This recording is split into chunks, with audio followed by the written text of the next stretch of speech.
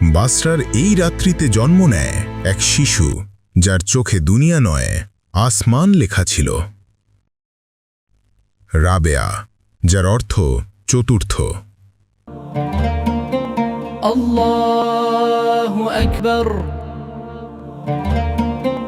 আল্লাহু আকবার। রাবেয়া বাসরির বাবা মায়ের মৃত্যুর পর একটি দুর্ভিক্ষের সময় তিনি অপহরণ হন এবং দাস হিসাবে বিক্রি হয়ে যান। দুনিয়ার প্রতিবন্ধকতা তাকে ভেঙে দেয়নি, বরং ভেতর থেকে গড়ে তুলেছিল এক আত্মাকে যে শুধুই তার রবের জন্য বাঁচবে। এক রাতে মালিক জানালার পাশে দাঁড়িয়ে দেখছে রাবেয়া সিজদায় কাঁদছে এবং বলছে, হে আমার প্রভু, আমি এই দুনিয়ার জন্য না, শুধু তোমার জন্য আছি। যদি দাসত্বে রেখেও তুমি আমার হৃদয়ে থাকো, আমি স্বাধীন।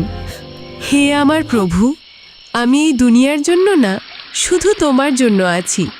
যদি দাসত্বে রেখেও তুমি আমার হৃদয়ে থাকো, আমি স্বাধীন। পরদিন মালিক এসে বলে, রাবেয়া, তুমি এখন মুক্ত। রাবেয়ার চোখে অশ্রু, মুখে প্রশান্তি, মনে মনে ব্যক্ত করেন, মানুষের শৃঙ্খল থেকে মুক্ত হয়েছি, এখন শুধু আল্লাহর প্রেমে বন্দী হব। এক রাতে রাবেয়া হাতে মশাল নিয়ে রাস্তায় হাঁটছেন। একজন জিজ্ঞেস করে, রাবেয়া, এই মশাল আর পানির পাত্র কেন?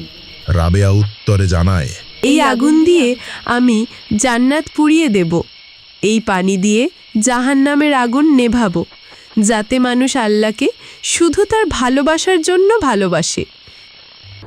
রাবেয়া আল্লাহর কাছে দোয়া করেন, হে আল্লাহ, যদি আমি তোমাকে ভয় থেকে ইবাদত করি, তবে আমায় জাহান্নামে দাও। যদি জান্নাতের আশায় ইবাদত করি, তবে আমায় জান্নাত থেকে বঞ্চিত করো।